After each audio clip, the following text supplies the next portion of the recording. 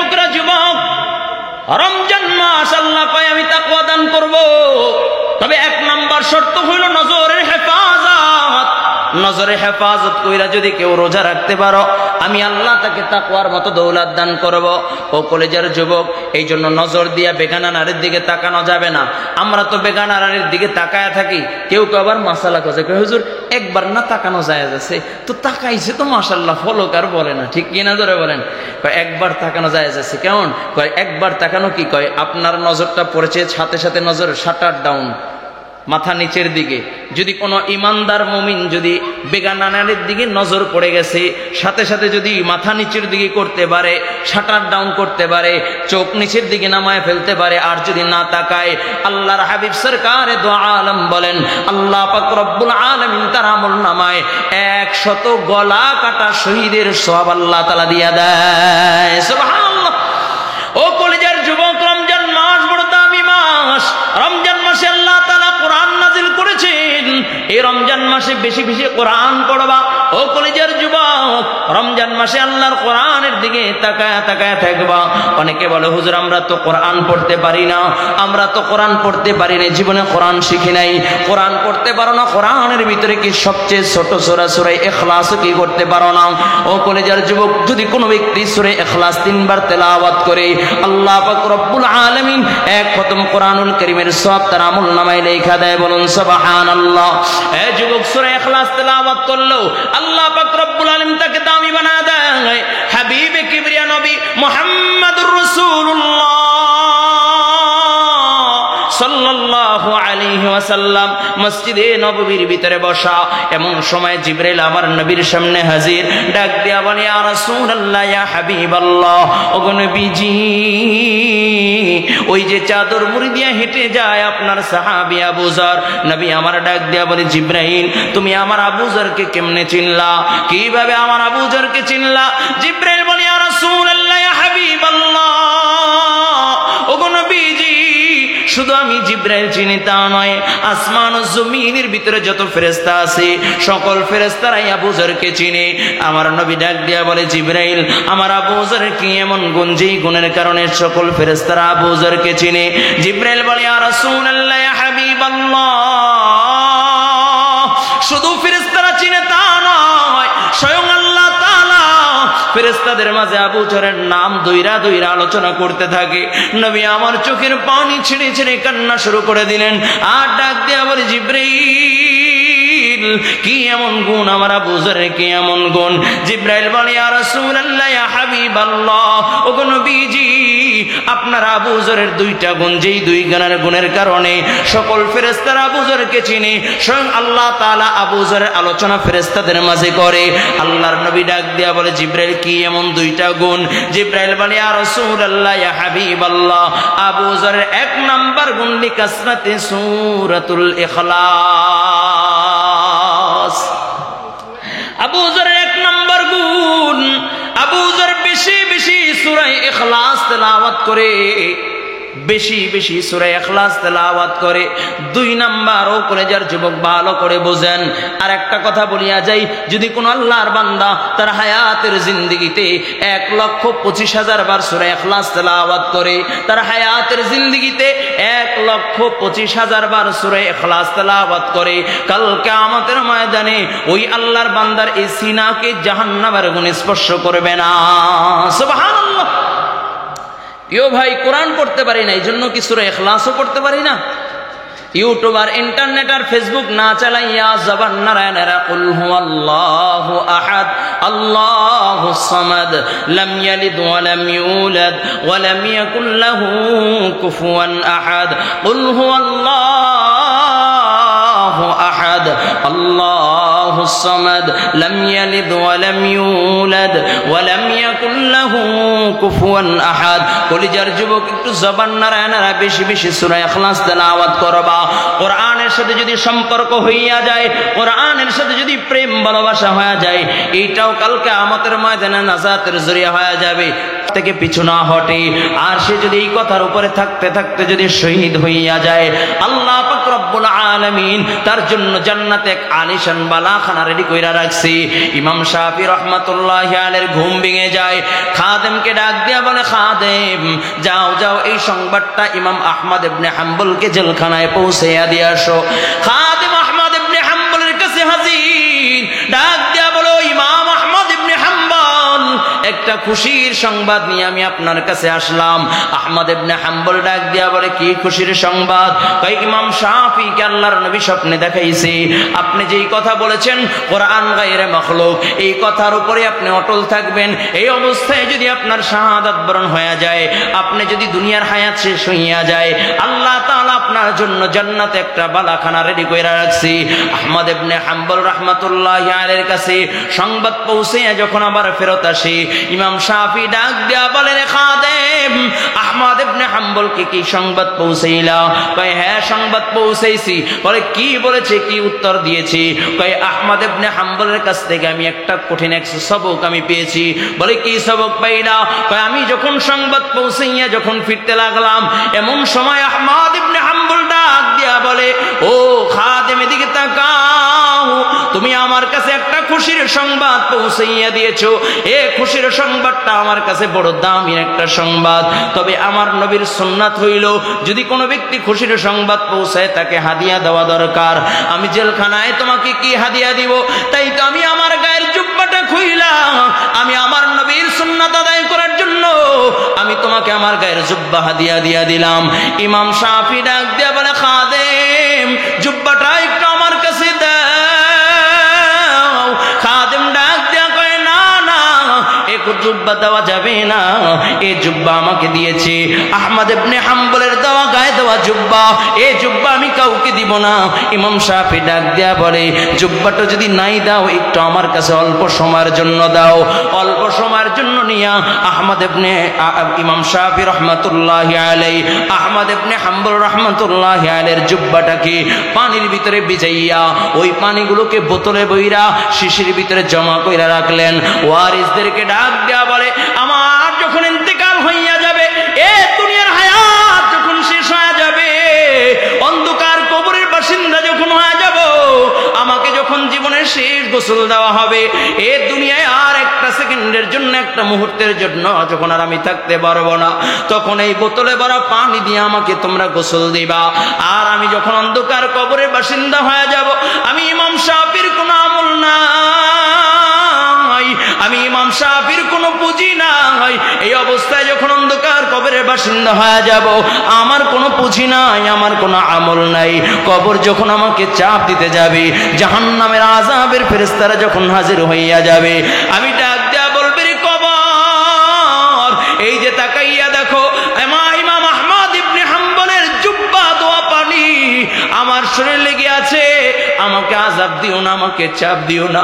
আমি একজন নবীর আশিকের জুব্বা দোয়া পানি আমার গায়ে লাগাইছি, এই উসিলায় তোমরা আমাকে আর চাপ দিও না, জাহান্নামের আগুনে জ্বালাইও না। ও কলিজার যুবক, যেই কথা বলতেছিলাম, কোরআনের সাথে সম্পর্ক রেখা যদি কেউ দুনিয়ার থেকে বিদায় নেয়, আল্লাহ তাআলা কবরের জগৎটাও তার জন্য জান্নাতি বাগান বানায় দেয়। এই জন্য কলিজার যুবক, লম্বা করছে কথা বলার সুযোগ নাই। আজকে যারা এই ময়দানে আসলাম, দেখতে দেখতে রমজান মাস শেষ হয়ে যাচ্ছে, কোরআন নাজিল হওয়ার মাস শেষ হয়ে যাচ্ছে, এখনো সময় আছে রে বাবা, আল্লাহ তাআলার কাছে কান্নাকাটি করো, মালিককে ডাক দিয়া বলবা, মালিক জীবনে যত অন্যায় করেছি, পাপাচার করেছি, তুমি আমাদেরকে মাফ করিয়া দাও। এভাবে যদি গুনাহ মাফ করাইয়া যদি দুনিয়ার থেকে বিদায় নিতে পারো, অন্ধকার কবরের যখন বাসিন্দা হইয়া যাবা, কবরটা তোমার জন্য জান্নাতি বাগান হয়ে যাবে। রোজাদারের জন্য আল্লাহ তাআলা জান্নাতে বালাখানার ব্যবস্থা করিয়া দিবে। ও কলিজার যুবক, যখন জান্নাতীরা জান্নাতে যাবে, অল্প সময়ের জন্য একটু দিলের কানটা লাগায়া দাও। আমাদের সকলের সুপরিচিত খতিবুল উম্মাহ মাওলানা হাফিজুর রহমান সিদ্দিক কুয়াকাটা হাফিজাহুল্লাহ হুজুর অল্প সময়ের ভিতরে চলে আসবেন, একটু দিলের কানটা লাগাইয়া দাও।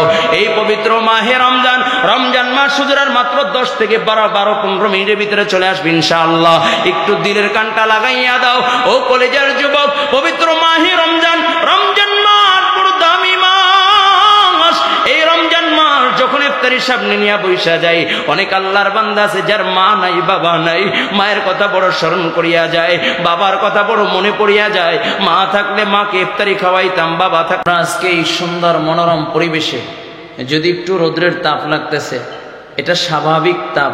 ময়দানে মাহশারে হয়তোবা আজকের এই তাপের উসিলায় ময়দানে মাহশারে যখন সূর্য 12টা মুখ দিয়ে তাপ দিতে থাকবে, আল্লাহ তাআলা ওই সময় এই তাপের বদৌলতে আল্লাহ তাআলা আমাদেরকে ওই তাপ থেকে পরিত্রাণ দিতে পারেন। ঠিক কিনা যারা বলেন? অল্প সময় ইনশাআল্লাহ ধৈর্য সহকারে বসবো, পারবো না ইনশাআল্লাহ।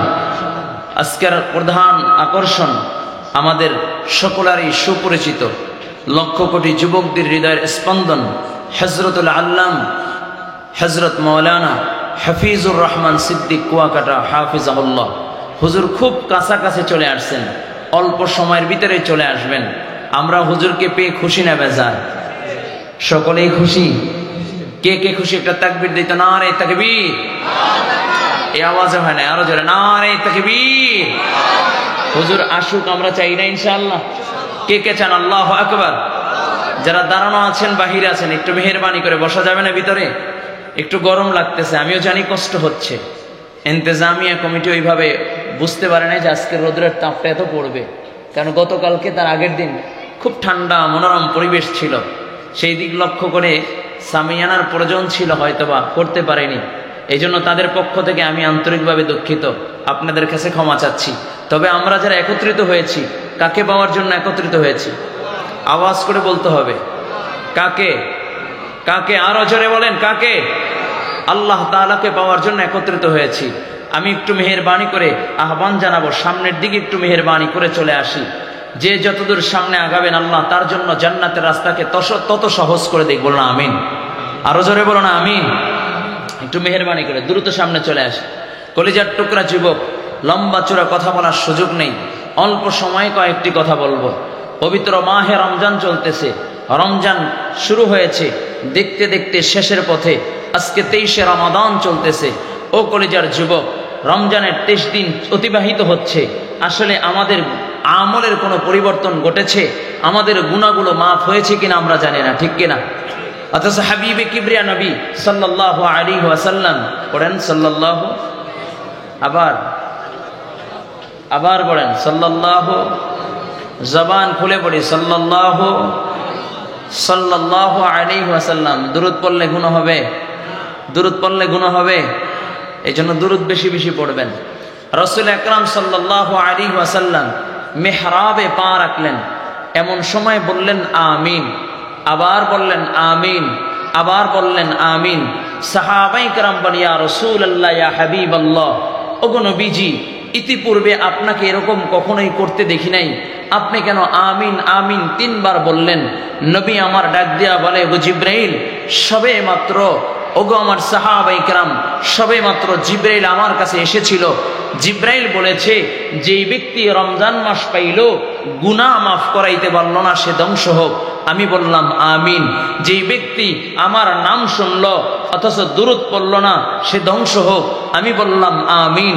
যেই ব্যক্তি তার মা বাবা বা মা বাবার উভয়ের একজনকে পাইল, খেদমত করে জান্নাত কামাই করতে পারল না, সে ধ্বংস হোক। আমি বললাম আমিন। আচ্ছা, বুঝে থাকলে বলেন তো, দোয়া করছেন কে? দোয়া করছেন জিবরাইল আলাইহিস সালাতু ওয়াস সালাম। আর দোয়ার সাথে সমর্থন দিয়েছেন কে? রাসূল আকরাম সাল্লাল্লাহু আলাইহি ওয়াসাল্লাম। এই দোয়াটা কত পাওয়ারফুল দোয়া! কয়ে যত দোয়া আছে তার ভিতরে সবচেয়ে পাওয়ারফুল দোয়া, কারণ মুহাম্মদ হারগিজ না গুফতা, তা না গুফতা জিবরাইল, জিবরাইল হারগিজ না গুফতা, তা না গুফতা রব্বে জলিল। আল্লাহর হাবিব সাল্লাল্লাহু আলাইহি ওয়াসাল্লাম ততক্ষণ পর্যন্ত কিছুই বলেন না, যতক্ষণ না পর্যন্ত জিবরাইল আমার নবীকে না বলে। জিবরাইল ততক্ষণ পর্যন্ত কিছুই বলেন না, যতক্ষণ না পর্যন্ত স্বয়ং আল্লাহ জিবরাইলকে বলতে না বলে। তার মানে জিবরাইল যদিও বলেছে রমজান মাস যে পাইল, গুনাহ মাফ করাইতে পারল না, সে ধ্বংস হোক, এটা যদিও জিবরাইল বলেছে, মূলত কথাটা কার? আরো জোরে বলেন কার? ও কলিজার যুবক, রমজান মাস পাইলাম, একে একে রমজান মাস বিদায় নিচ্ছে। অথচ তোমার আমার গুনাহ এখনো অতিবাহিত গুনার ভিতরে জীবন যাপন করতেছি। তুমি আমি এখন পর্যন্ত গুনার কথা স্মরণ করিয়া তওবা করলাম না। অথচ রমজান মাস ইফতারির সামনে নিয়া যখন কোন আল্লাহর বান্দা হাত উঠাইয়া দোয়া করে, আল্লাহ তাআলার কাছে পানা চায়, তার জন্য যদি জাহান্নাম নির্ধারণ করা হয়ে যায়, এখন মারা যাবে, এখনই জাহান্নামে পতিত হবে, এমন গুনাহগারকেও আল্লাহ পাক রব্বুল আলামিন ইফতারির সময় জাহান্নামের না খাতা থেকে নামটা কাইটা জান্নাতি খাতায় তার নাম উঠাইয়া দেয়। বলুন সুবহানাল্লাহ। ও কলেজের যুবক, রমজান মাস বড় দামি মাস। এই রমজান মাস পাইলাম কিন্তু আমাদের আমলের পরিবর্তন ঘটে নাই। রমজান মাস পাইলাম আমরা এখনো গুনাহ করি। রমজান মাস পাইলাম অনেক আল্লাহর বান্দা আছে নামাজ ছাইরা দেই। রমজান মাস পাইলাম জিকির আজগার করি না। রমজান মাস পাইলাম এখনো আগের মতো যেমন ইচ্ছা তেমনই চলি। অথচ যুবক ভাই, একটা বারকে চিন্তা কইরা দেখছো, আমরা বাংলাদেশের মুসলমান কত শান্তিপ্রিয় ভাবে রমজানের রোজা পালন করতেছি, সিয়াম সাধনা পালন করতেছি, ইবাদত বন্দি করতেছি, কোনো বাধা নাই। একটা বার কি তাকাইয়া দেখছো ফিলিস্তিনের জমিনে আমাদের মুসলমান ভাইয়েরা সাহারি খাওয়ার সময় তাদের উপরে অতর্কিতভাবে হামলা করেছে, ফিলিস্তিনের জমিনটা তামা করে দিয়েছে। শত শত নয়, হাজার হাজার আল্লাহর বান্দাগুলো দুনিয়ার থেকে শাহাদাত বরণ করেছে, দুনিয়ার থেকে বিদায় নিয়েছে। তারপর তাদের কোনো অভিযোগ নাই, এরপর তারা আল্লাহ তাআলার গোলামের জন্য নিবেদিত প্রাণ। কিন্তু তুমি আমি এত সুন্দর পরিবেশ পাইয়া অনেক আল্লাহর বান্দা আছে রোজা রাখি না, অনেক আল্লাহর বান্দা আছে রোজা রাখলেও তারাবি পড়তে চাই না। ঠিক কিনা যারা বলেন, নাকি ভুল বললাম? একটা বার ফিলিস্তিনের জমিনের দিকে তাকাইলে আমার মন বলে আর কোনো অভিযোগ থাকার কথা না। কি বলেন? থাকার জন্য কোনো জায়গা নাই, খাবারের কোনো ব্যবস্থা নাই, বলে পরনের কোনো বস্ত্র নাই। খুব কঠিন অবস্থা। বাবার কোলে সন্তানের লাশ, মায়ের কোলে মেয়ের লাশ। এই কঠিন এক মুহূর্ত ফিলিস্তিনের মুসলমানরা কাটাইতেছে। তারপর তার আল্লাহ তাআলার গোলামি ভুলে নাই, আল্লাহ তাআলার গোলামির থেকে মুখ ফিরাই নাই। কিন্তু কলিজার যুবক, রমজান মাস পাইলাম দামি মাস, কিন্তু তুমি আমি এখন পর্যন্ত আল্লাহ তাআলার গোলামি করতে চাই না। আল্লাহ তাআলার গোলামির ভিতরে তুমি আমি নিয়োজিত এখনো হই না। আগে যেমন চলতাম এখনো তেমন চলে। ও যুবক, একটা বার কি তোমার ভিতরে একটা বার কি অনুতপ্ত হয় না? আল্লাহ তাআলা রমজান মাস দিলেন তাকওয়া অর্জন করার জন্য। ইয়া আইয়ুহাল্লাযীনা আমানু কুতিবা আলাইকুমুস সিয়াম কামা কুতিবা আলাল্লাযীনা মিন ক্বাবলিকুম লাআল্লাকুম তাত্তাকুন। নয়েজটা একটু কমায় দেন, নয়েজ কমানো একটু কমবে, নয়েজ কমবে। আল্লাহ বলেন, হে ইমানদারগণ, তোমাদের উপর রমজানের রোজাকে ফরজ করেছি যেমনি ভাবে তোমাদের পূর্ববর্তী গণদের উপরে রোজা ফরজ ছিল। লাআল্লাকুম তাত্তাকুন, যাতে তোমরা তাকওয়া অর্জন করতে পারো, মুত্তাকি হতে পারো। ও কলিজার যুবক, মুত্তাকি তাকওয়া অর্জন করার কোর্স আছে, 3টা কোর্স। তাকওয়া অর্জন করার 3টা কোর্স আছে। একটা হলো লং কোর্স, একটা হলো শর্ট কোর্স, আর একটা হলো অতি শর্ট কোর্স। লং কোর্স কি?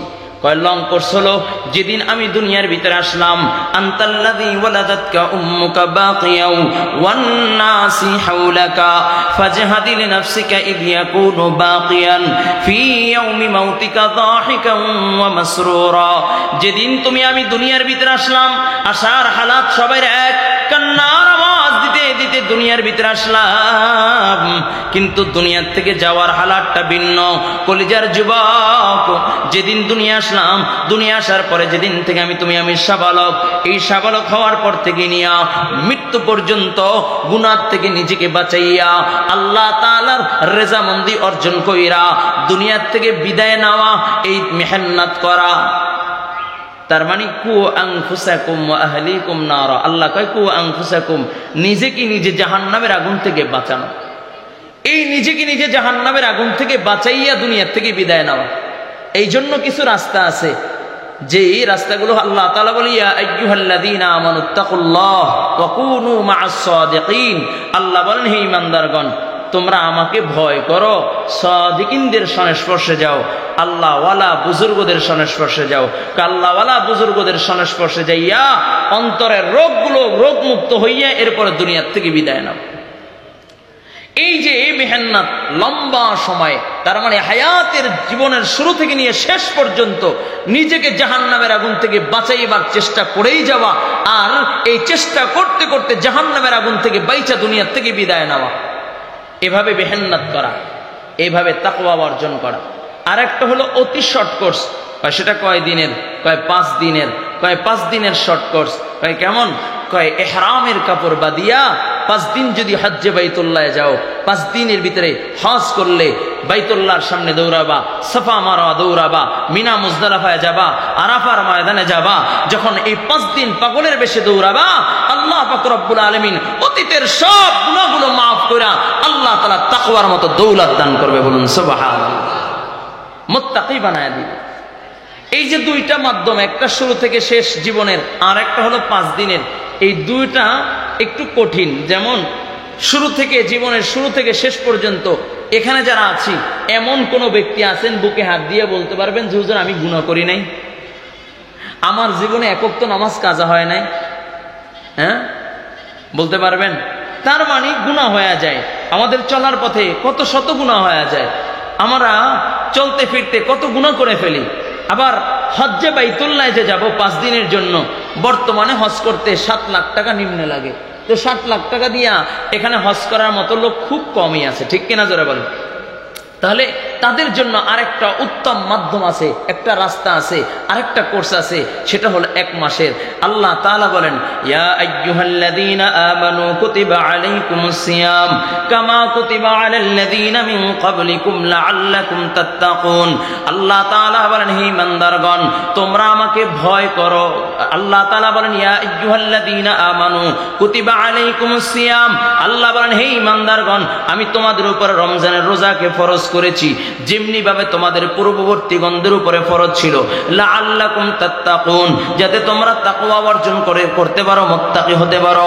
ও কলেজার যুবক, ভালো করে বুঝেন, কোন ব্যক্তি যদি রমজানের রোজা রাখে, তাহলে আল্লাহ তাআলা তাকে তাকওয়ার মতো দৌলত দান করে, তাকে মুত্তাকি বানায় দেয়। প্রশ্ন হইতে পারে, হুজুর রমজানের রোজা রাখলাম, আমার তো 30 বছর অতিবাহিত হয়ে গেল, 40 বছর অতিবাহিত হয়ে গেল, 50 বছর অতিবাহিত হয়ে গেল, আমার জীবনের এরকম 30-40 বছর, 50 বছর, 60 বছর, 70 বছর অতিক্রম করলাম, আমি এই 40 বছর 50 বছর ধরে রোজা রাখি, এখন পর্যন্ত গুনাহ ছাড়তে পারি নাই, তাহলে কত বছর রোজা রাখলে আমি তাকওয়া অর্জন করতে পারবো?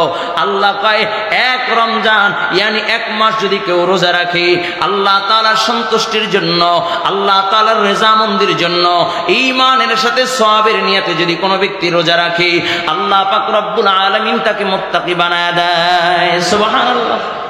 আল্লাহ তাআলা তাকে তাকওয়ার মতো দৌলত দান করেন। তাহলে হুজুর আমরা তো 60 বছর 70 বছর রোজা রাখলাম, কিন্তু এখন পর্যন্ত তাকওয়া অর্জন করতে পারলাম না। এই প্যান্ডেলে বয়ান শুনতেছি, বাইর হয়ে আবার সিগারেট টান দিব। মজার কথা বলি, এতেকাফে বসেছে, এতেকাফ, মানুষ এতেকাফে বসলে তাসবিহ, কোরআন, কিতাব এগুলো নিয়ে বসে। এক আল্লাহর বান্দা দেখলাম এতেকাফে বসে সিগারেটের কার্টন নিয়ে বসছে। এই ঢাকার ঘটনা এই বছরের, বুঝলেন?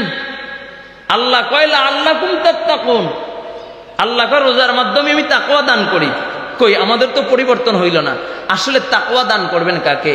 আল্লাহ। এই যে আপনাদের মসজিদটা অনেক বড় মসজিদ না, মসজিদে এসি আছে, আছে না? কয় টন এসি আছে? 5টা আছে, 5টা 10 টন। এই 10 টন এসি আছে, আলহামদুলিল্লাহ। মসজিদ পুরো ঠান্ডা, শীতল, ঠিক কিনা? যখন নামাজে দাঁড়াই আলহামদুলিল্লাহ পুরো ঠান্ডা।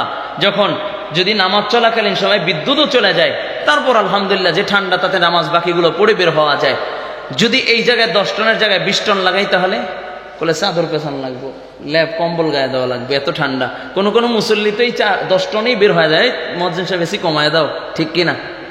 আচ্ছা, এই মসজিদের 3 পাশের দেওয়াল যদি ফালায় দেন, এরপরে এখানে 10 টন কেন 100 টন এসি লাগান, ঠান্ডা হবে নি? ঠান্ডা হবে বটে, কিন্তু ঠান্ডার স্থায়িত্ব থাকবে না। যখন এই বিদ্যুৎ চলে যাবে, সাথে সাথে আবার ঘামায় যাবে। কারণ কয় এসি তো ঠান্ডা করার জন্য আবদ্ধ করে দেওয়া লাগবে, বন্দি করে দেওয়া লাগবে, চতুর্দিকে আটকায়া দেওয়া লাগবে। ঠিক আল্লাহ কয় আমি তো তোমাকে তাকওয়া দান করব, কিন্তু 6টা শর্ত, আগে 6টা জিনিসের হেফাজত করো, তাহলে আমি আল্লাহ তোমাকে তাকওয়া দান করব। বলুন সুবহানাল্লাহ। কয়টা জিনিস? 6টা জিনিস যদি হেফাজত করতে পারো, এর ভিতরে 1 নাম্বার হলো নজরের হেফাজত। কি বলেন? নজরের হেফাজত। আল্লাহ বলে নজরে হেফাজত করে রোজা রাখবা, আমি আল্লাহ তোমাকে তাকওয়ার মতো দৌলত দান করব।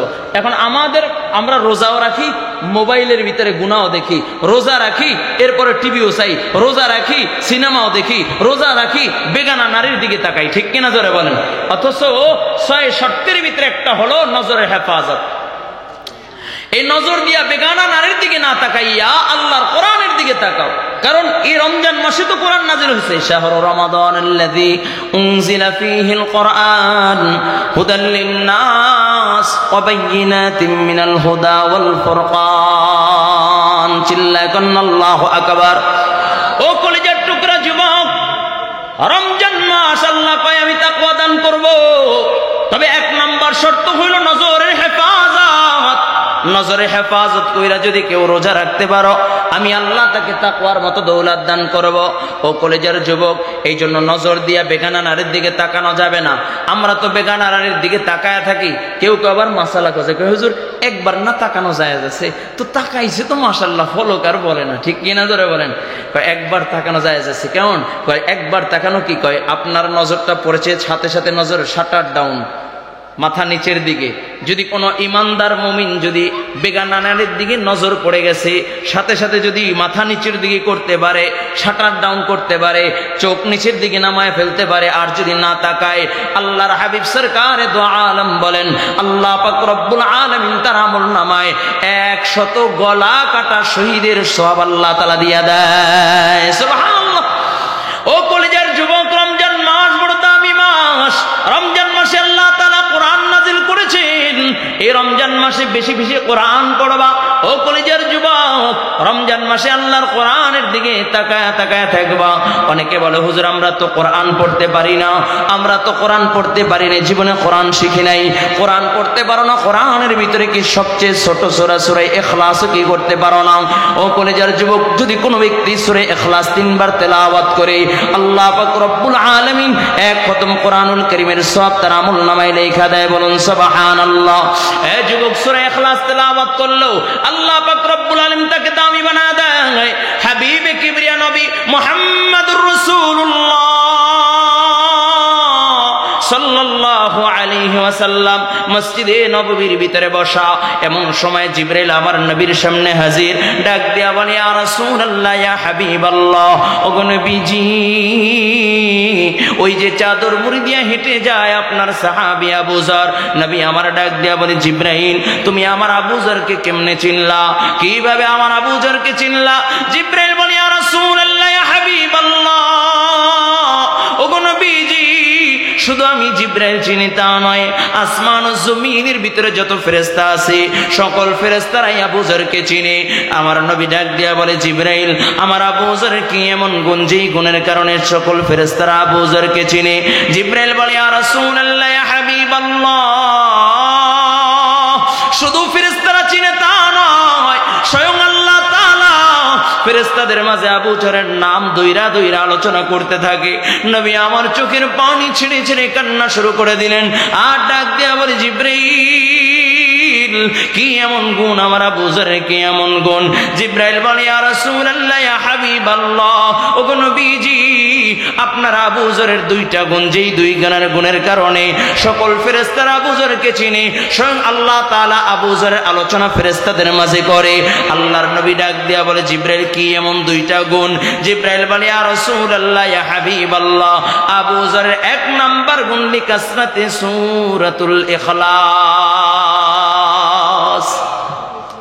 আবু যরের 1 নাম্বার গুণ, আবু যর বেশি বেশি সূরা ইখলাস তেলাওয়াত করে, বেশি বেশি সূরা ইখলাস তেলাওয়াত করে। 2 নাম্বার, ও কলেজার যুবক ভালো করে বোঝেন।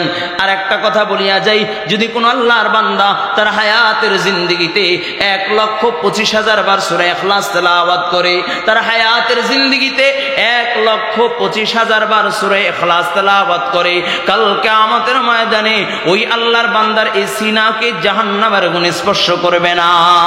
সুবহানাল্লাহ। ইয়ো ভাই, কোরআন পড়তে পারি না, এই জন্য কি সূরা ইখলাসও পড়তে পারি না? ইউটিউব আর ইন্টারনেট আর ফেসবুক না চালাইয়া জবান নারায়ণেরা কুল হুয়াল্লাহু আহাদ আল্লাহুস সামাদ লাম ইয়ালিদ ওয়া লাম ইউলাদ ওয়া লাম ইয়াকুল লাহু কুফুয়ান আহাদ কুল হুয়াল্লাহু আহাদ আল্লাহুস সামাদ লাম ইয়ালিদ ওয়া লাম ইউলাদ ওয়া লাম ইয়াকুল লাহু কুফুয়ান আহাদ। কলিজার যুবক, একটু জবান নারায়ণেরা বেশি বেশি সূরা ইখলাস তেলাওয়াত করবা। কোরআনের সাথে যদি সম্পর্ক হইয়া যায়, কোরআনের সাথে যদি প্রেম ভালোবাসা হয়ে যায়, এইটাও কাল কিয়ামতের ময়দানে নাজাতের জরিয়া হয়ে যাবে। ছোট্ট একটা ওয়াকিয়া মনে পড়ে গেছে, বলে যাই। ইমাম আহমদ ইবনে হাম্বল রাহমাতুল্লাহি আলাইহি চিনেননি? চার ইমামের প্রসিদ্ধ চার ইমামের একজন ইমাম আহমদ ইবনে হাম্বল রাহমাতুল্লাহি আলাইহি, যিনি স্বপ্নের যুগে আমার আল্লাহ তাআলাকে 99 বার স্বপ্নে দেখেছে। বলুন সুবহানাল্লাহ। হয় নাই? জোরে আওয়াজ করে বলুন আল্লাহু আকবার। ইমাম আহমদ ইবনে হাম্বল রাহমাতুল্লাহি আলাইহি তৎকালীন বাদশাহর সাথে একটা মাসালা নিয়ে তর্ক। বাদশাহ ডাক দিয়া বলে, কোরআন মাখলুক। ইমাম আহমদ ইবনে হাম্বল রাহমাতুল্লাহি আলাইহি বলে, কোরআন গায়রে মাখলুক। বাদশাহ ডাক দিয়া বলে, কোরআন মাখলুক। ইমাম আহমদ ইবনে হাম্বল বলে, না না, কোরআন গায়রে মাখলুক। এই নিয়ে তর্ক বিতর্ক। বাদশাহ তার পাওয়ারে ইমাম আহমদ ইবনে হাম্বলকে গ্রেফতার করে ফেললেন। বাদশাহ তাকে পাকড়াও করে ফেললেন। ইমাম আহমদ ইবনে হাম্বল রাহমাতুল্লাহি আলাইহিকে জেলখানায় একের পর এক অত্যাচার শুরু করল। জেলখানার ভিতরে নির্যাতন শুরু করে দিল। ও কলিজার যুবক, ভালো করে বুঝবা, যখনই দেখবা যে জাতির শ্রেষ্ঠ সন্তান উলামায়ে কেরাম জেলখানায় গেছে, মনে করবা সম্পদের জন্য না হয়, ক্ষমতার জন্য না হয়, আল্লাহর কোরআনের পক্ষ অবলম্বন করার জন্য। ঠিক কিনা? দেখছেন না, উলামায়ে কেরাম যখন জেলখানায়, তাদেরকে ডান্ডা বেরি পড়াইয়া এরপরে আদালতে হাজির করা হইতো। আর চোর আর বাটপার আর বদমাশ গুলোকে যখন জেলখানায় নেওয়া হয়, তারা মনে হয় জেলখানা থেকে যখন বাইর হয়ে কোর্টে যায়, হাসি মুখ, মনে হয় জামাই বাড়ি বেড়াইতে যাচ্ছে। ঠিক কিনা? জোরে বলেন, আওয়াজ করে বলেন ঠিক কিনা? দুর্নীতিবাজ আর লম্পটের বর্তমান যুগে তাদের এরকম, তাদেরকে প্রমোট করার, হাসি খুশি হাস্যোজ্জ্বল জীবন যাপন করতে পারে, আর উলামায়ে কেরাম পরে নির্যাতন নিপীড়ন করা হয়। উলামায়ে কেরাম এরপর পিছু হটে না, তারা আল্লাহর কোরআনের জন্য জীবন দিতে পারে। ঠিক কিনা? যারা বলেন আল্লাহর কোরআনের জন্য উলামায়ে কেরাম জীবন দিতে জানে। ঠিক কিনা? কুমিল্লার মানুষ আমরা দেখেছি, মূর্তির পায়ের উপরে যখন কোরআন রেখেছে, তখন কুমিল্লার মানুষ আল্লাহর কোরআনকে মোহাব্বত কইরা নিজের জীবনকে বিলিয়ে দিতেও দ্বিধাবোধ করে নাই। ঠিক কিনা? যারা বলেন রাজপথে নেমে গিয়েছিল আল্লাহর কোরআনকে হেফাজত করার জন্য, আল্লাহর কোরআনের ইজ্জতকে হেফাজত করার জন্য, বুকের তাজা রক্ত দেওয়ার জন্য রাজপথে নেমে গিয়েছে। ঠিক কিনা? যারা বলেন আবার যদি ডাক এসে যায়, আল্লাহর কোরআন দিয়ে রাষ্ট্র পরিচালনা হবে, আল্লাহর কোরআনের শাসন ব্যবস্থা কায়েম হবে, সেজন্য যদি আবার এক সাগর রক্তের প্রয়োজন হয়, রক্ত দেওয়ার জন্য কে কে তৈরি আছে? নারে তাকবীর। তৈরি আছে তো ইনশাআল্লাহ? আল্লাহ কবুল করেন, বলেন আমিন। আরো জোরে বলেন আমিন। আমি একটু আবার আহ্বান জানাবো, যারা দূরে আছেন একটু মেহেরবানি করে সামনে আসি না। আল্লাহ যারা সামনে আসবে জান্নাতের রাস্তাতে, তাদের জন্য সহজ করে দেন। একটু দোয়া করে দিলাম, আল্লাহ কবুল করেন, বলেন আমিন। আল্লাহ যারা সামনে আগাচ্ছে জান্নাতের রাস্তাকে, তাদের জন্য সহজ করে দেন। আরো জোরে বলেন আমিন।